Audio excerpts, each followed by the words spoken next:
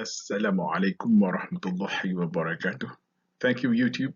Thank you, subscribers, viewers, and all supporters of this channel. In this video, we are going to identify environmental aspects from the filter Baghouse. But before we go on, let me implore myself and all my fellow Muslims not to watch this video if you are already in the mosque for the Friday prayers or attending any religious lesson sessions and tashkirah from scholars. Thank you very much. I love you for that. I wish you Jannatun Na'im. Now, why do we have to identify environmental aspects from filter Baghouse? Probably you or your company is subscribing or about to subscribe to the Environmental Management System International Standards ISO 14001 version 2015. Therefore, by virtue of the fact that this environmental management system stipulates that environmental management system manages environmental aspects. So for that reason, we have got to identify environmental aspects from this filter Baghouse, in which case probably your company or your factory do have filter Baghouse. Okay, now the environmental management system is managing environmental aspects. How? By fulfilling compliance obligation and addressing risk and opportunities. That is the definition of environmental management system as per ISO 14001 version 2015. But what is environmental aspect? The standard also define that environmental aspects are elements of our organizational activities, processes, services, products that interacts or can interact with the environment. So that is environmental aspects definition, and environmental management system is managing these environmental aspects. Okay, so in this video, shortly after this, in view of perhaps I'm anticipating that some of you companies is about to adopt or implement ISO 14001. Therefore, I will show you immediately after this the entire steps summarized chronology of the implementation of ISO 14001, and we will look where the process of identification of environmental aspects fit in, which step, how early, how late, and the process of identification of environmental aspects, we call it a methodology called input output analysis. It is derived from the principles of mechanical engineering, as some of you perhaps might already know, mass balance. But we are not going to do mass balance. We are just using its philosophical principle in identification of the environmental aspects. So let's take a look at, and also after that I will show you, we will go into the input output analysis of this particular filter Baghouse, is a dust filtration system, and lastly I will show you, once we have all these environmental aspects, how do we assemble them in a systematic tabulation, which I call the dashboard, in order to facilitate our what we call reference in our environmental management system endeavors. Okay, now let's take a look at the next slide. Here we are.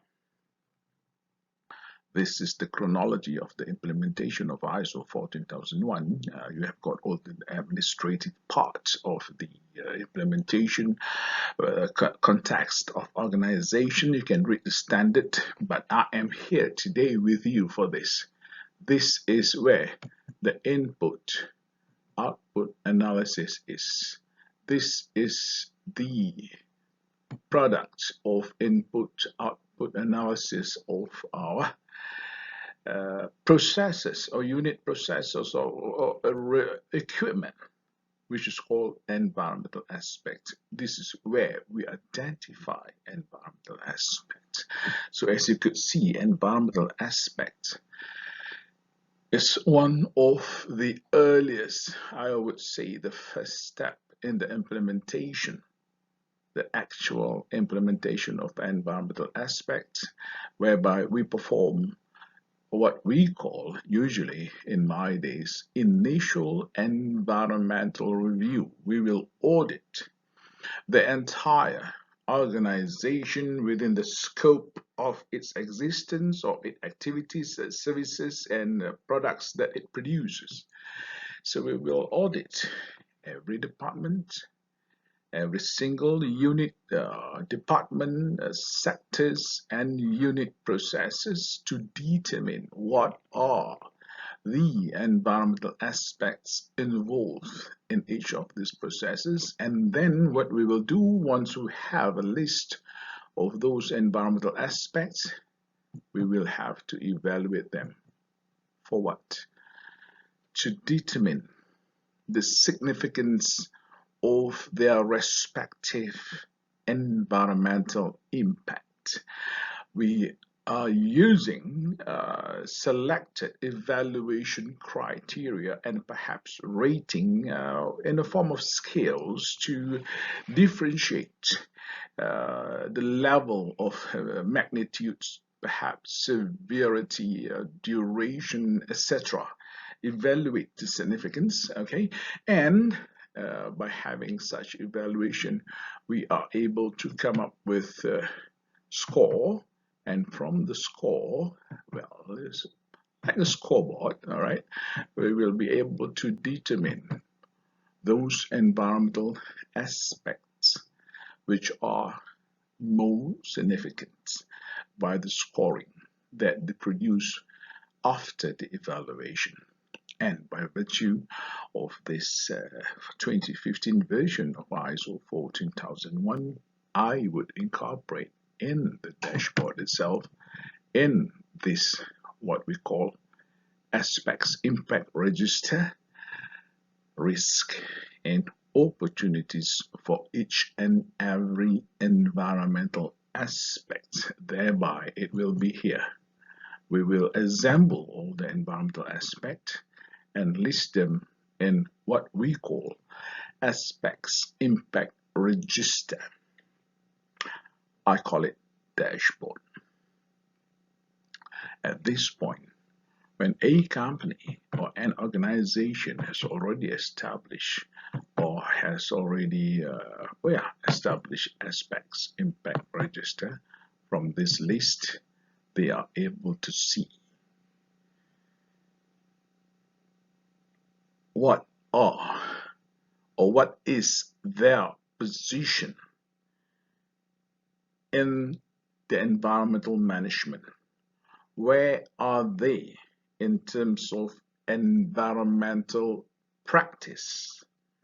Or where are they located, in environmental due diligence? How much have they practiced environmental management in their current management system? So at this point, they, in other words, they would know what else they have got to improve to ensure that their environmental management system would lead to perhaps resource conservation, perhaps enhancements of environmental performance per se, and betterment of environmental quality, etc. So it is from this point due to that understanding or discovery, they will only then formulate their environmental policy based on aspects impact register. And from the environmental aspects impact register, they will formulate, they will determine what should be the company's environmental objectives, what would be literally the vision, where would they want to bring the company to achieve their own environmental objectives, which they could achieve. Okay, and from then they will develop their own environmental targets. Yes, do not change the word objectives, targets, and environmental management program if you already are certified ISO 14001, because all these amount to what is called intended outcome over here. This is a word by the standard. It's a philosophic principle whereby intended outcome consists of objectives, targets, and also over here, who, do what, when, and how much, perhaps in terms of resources, monetary, budgetary, investment, and even man-hour, man-days. So therefore, this is a very strong document, especially objectives and targets is actually the track that shall be used by this company to attain the environmental objectives. It is their destination, and the how to get to those, how to arrive to those objectives and targets. They have got to have what this standard says now, planning action to achieve over here. And previously, we used the term environmental management program. Who, do what, when, and how much. Got it? So these are intended outcome. And in this 2015 version ISO 14001, we have to ensure that we include this environmental performance enhancement. So somewhere in the objective, targets especially, and how to get it, environmental management program must include the fact that we are going to improve in our environmental practices and in our environmental due diligence. Also, in the intended outcome must include our commitment in fulfilling compliance obligation. And also, the intended outcome must include the achievement. The word is achievement, arriving, getting, being there, what? Meeting our environmental objectives, or not really complementing, is achieving environmental objectives. This is the overview of the implementation of ISO 14001 version 2015, a kind of chronology that I'm sharing with you. And now you know where environmental aspects identification is situated. It is literally the first step in the implementation of ISO 14001. Now let's go to have a look of the methodology in the identification of environmental aspects for ISO 14001 by looking at a process which is rather common to many companies and factories, which is a filter baghouse. Now, this is the baghouse, and I have to be honest with you that during my entire years of audit and my entire 36 years in applied environmental management and sciences, when we do audit, we do learn from the hands-on operators, the people who man these all these types of environmental air pollution control equipment other than production processes. I put my effort in learning so that I am able to understand their work and also appreciate constraints that they have in meeting certain environmental requirement. So by knowing this process, we are able to audit. And then in the implementation of ISO 14001, I get all these experts around me to discuss the input-output analysis for this system. So this is what we get from those discussions.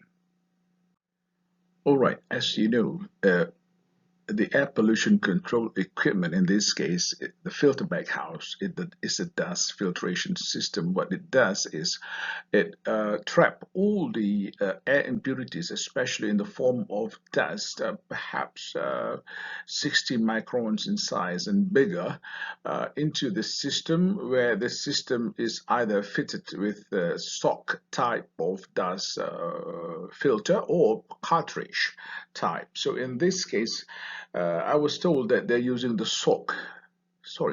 cartridge type of a dust filter.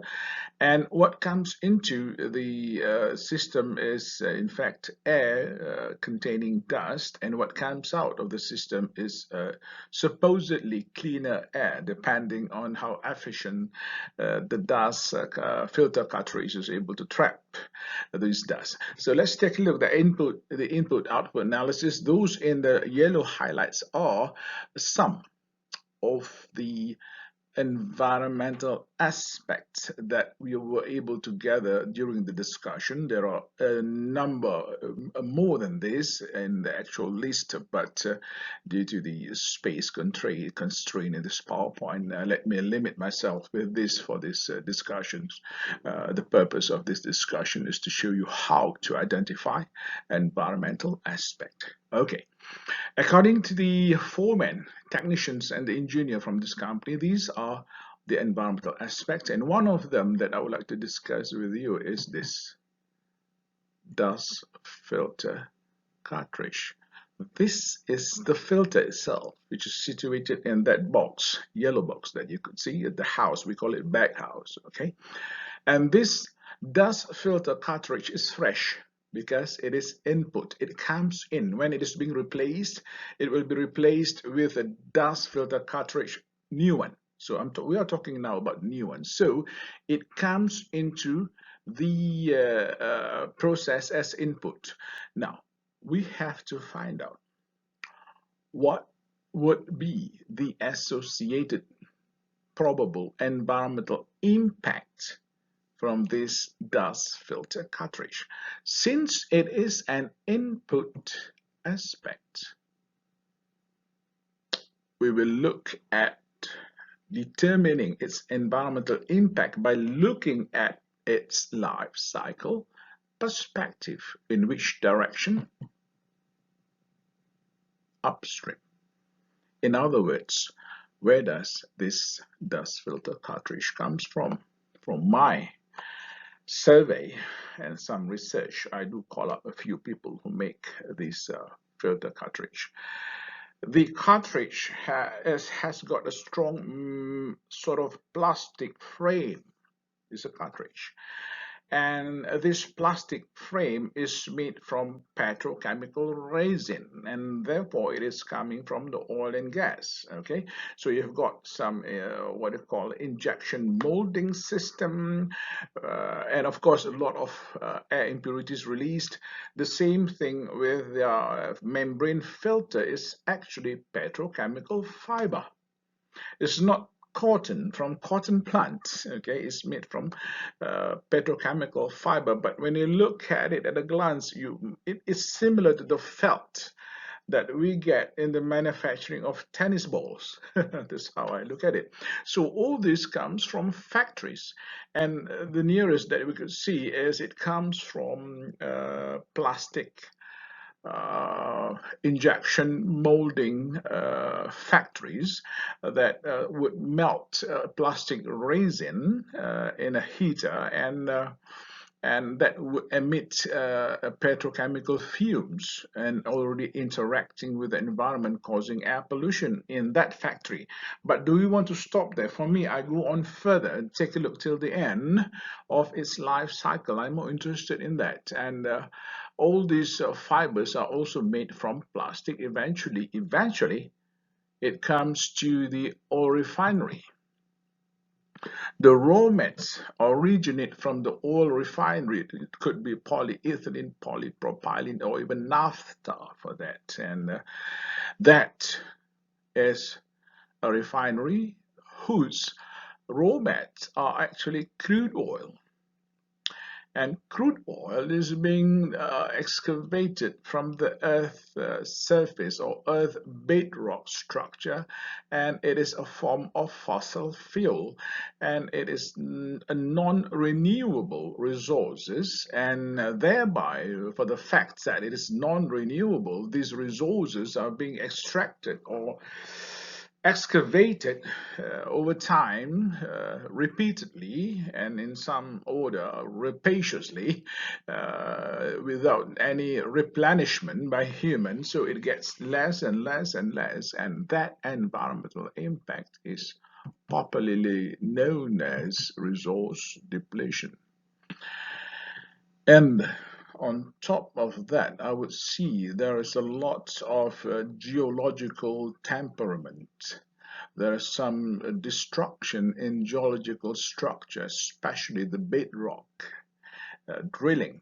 Okay, and in this case, fossil fuel, and these bedrock are drilled, and of course, its natural configuration has been compromised by human drilling, and that is actually causing damage to its natural geological structure. So I would say that apart from resource depletion, I would include damaged geological structure as an environmental impact for this particular aspect. So this is how dust filter cartridge, a new one, would interact with the environment, and thereby finally towards the end of its life cycle upstream, causing environmental impact, which is namely resource depletion and also damaged geological structure.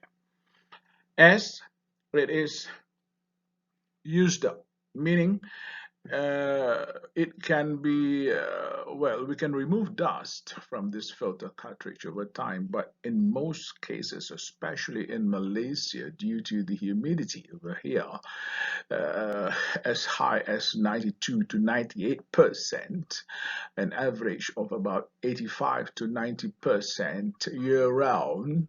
So most of this, what do you call it, dust collector cartridges gets wet, and that would attract dust to clog. Therefore, eventually we have some kind of clogged filter dust filter cartridge over time, and by virtue of their standards operational procedure, they have got to change it. Because if we clean it, we might be able to clean for some uh, well, short time, and there are still dust when the filter cartridge is clogged. Another issue associated to it is the pressure would build up, and therefore the energy used for the suction for the blower is higher. Therefore, it consumes more electrical energy in order to maintain this filter bag. So eventually, also in this country, this the clogged filter cartridge is regarded as scheduled waste, if I'm not mistaken. All right, and in Malaysia, yeah, okay, and so what sort of environmental impact is caused by the clogged dust filter cartridge? So we got to look at since it is an output environmental aspect, we've got to look at the downstream of its life cycle perspective. In other words, what happened to it next? So in this case, it is being upon removal from the dust collector, it is being collected in a bin, special bin designated for scheduled waste, and in this case, it is only for dedicated for spent or clogged dust filter cartridge, and eventually it will be collected by a licensed contractor under scheduled waste, which eventually they will bring this used dust filter cartridge to if I'm not mistaken, it is the secure landfill of a prescribed premised license for the disposal of scheduled waste in Malaysia. So it is dumped perhaps in the secure landfill, thereby it interacts with the environment and causes soil pollution. And on top of that, there are some cases whereby, since some of this, most of this filter cartridge is made from fossil fuel, the plastic has got some flammable or combustible properties, and also some of the dust do have some calorific value. They are being burned in the waste incinerator, or they call it scheduled waste incinerator, at temperatures exceeding 900 Celsius to about 1002 Celsius, thereby it is combusted, and what is being released from the combustion are air impurities, which is, well, of course, trapped with another air pollution control equipment in that facility, and do emit air impurities within the standards permit of the law into the atmosphere, thereby causing an environmental impact, which we know as air pollution. So that is the interaction. Clogged dust filter cartridge with the environment causing air pollution, and that interaction is by virtue of the fact that it is an environmental aspect. The same thing, the same philosophy of input-output analysis and the same philosophy of rationalization, which I've explained just now, is being used to explain all the other environmental aspects and how we arrive to their final or selected environmental impact based on the selected stages of their life cycle perspective. Please read this, a guidance under 612 here by the standard. We don't have to go right to the end of the life cycle stages if we cannot control or influence. But in our management, if we are able to control or influence a certain level, there is influence, we can stop to the stages of its life cycle that we can influence. Okay, all right. This is a simple input-output analysis. I hope you are able to capture the philosophy, the principle. Now let's take a look at the dashboard. This is why we are here for the discussion.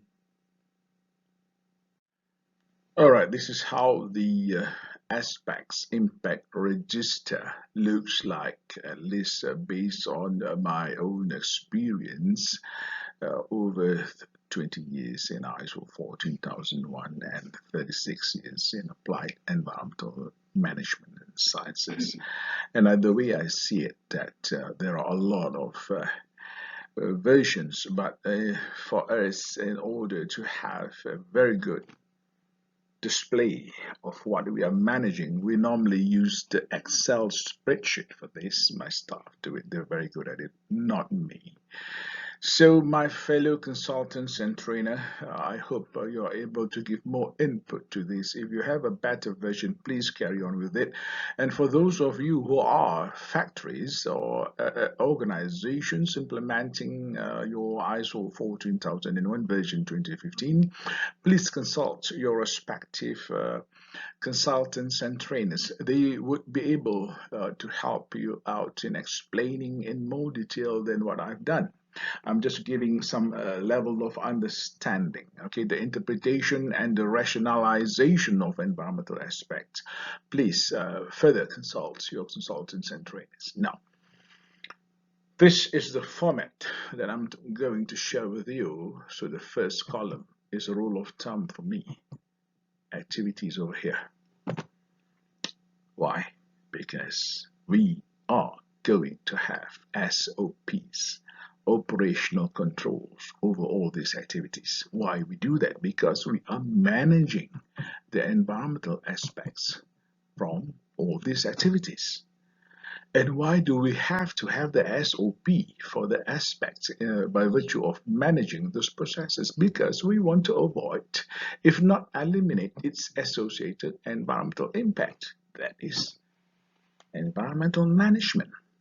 And in this table, we also show the evaluation of all these aspects impact to check on those that have the highest score. The highest score, we can set it in the spreadsheet, the higher score to be up in the list, and we can even set which score to which score is significant to us.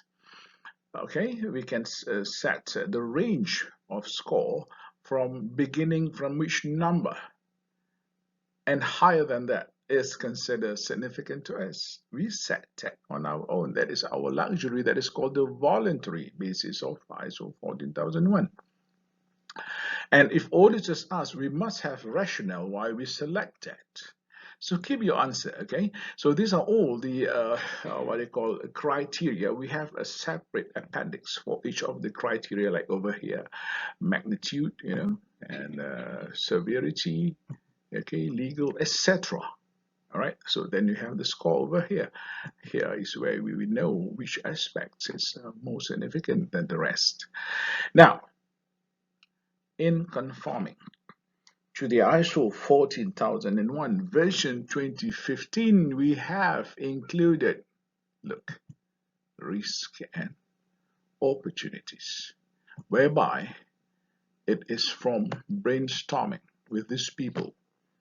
For example, the dust filter cartridge, the risk is it gets sticky. Why it gets sticky? Wet dust. There you are. And is there any opportunity? We have discussed more than half an hour of all various options available to us, and we found that there is what is called non-stick filter. How successful is that? We do not know yet for this company at this time, so we incorporate it in the environmental objectives and targets, and we incorporate the use of this non-stick filter in the environmental management program. Who, do, what, when, and how. So that is how it works for this environmental management system. And we have, nonetheless, look, environmental performance level for every environmental aspect. We have here the management performance index. Do you see that? Remember, the management is accountable, answerable for any deviation from the targets and objectives, and also environmental management program vis-a-vis planning actions to achieve based on this new standard. Operational Performance Index, OPI. Environmental Conditions Index, ECI. And this is the overall environmental performance score for each environmental aspect. This is what we present to the top management in our management review for them to understand where are we, where is the organization's position in its environmental due diligence vis-a-vis environmental management in overall holistic manner. And we're able to look at the detail, the same document. This dashboard is also being displayed to visiting auditors. It could be from your corporate auditors or more importantly, from certification bodies, for surveillance audit, for routine audit, for recertification audit, and for certification audit for newbies. Okay, so this is what I have to share with you, and I hope this would benefit you. Thank you. Please thank your respective consultants and trainers, and for them to be with you again to look into these and other criteria that they have. I thank you, YouTube. I thank you, all subscribers, viewers of this video, and also supporters of this video. Please do like and share this video with those who might need this information but unable to attend formal training due to some constraints or whatever it could be. As a Malay, I wish everybody in bahasa Malaysia, terima kasih. Semoga dikurniakan kesenangan, keselamatan, kesejahteraan, kebahagiaan, dan kejayaan kehidupan di dunia dan di akhirat. And as a Muslim, I wish everybody, whoever you are, wherever you are, until we meet in the next video, Assalamualaikum warahmatullahi wabarakatuh.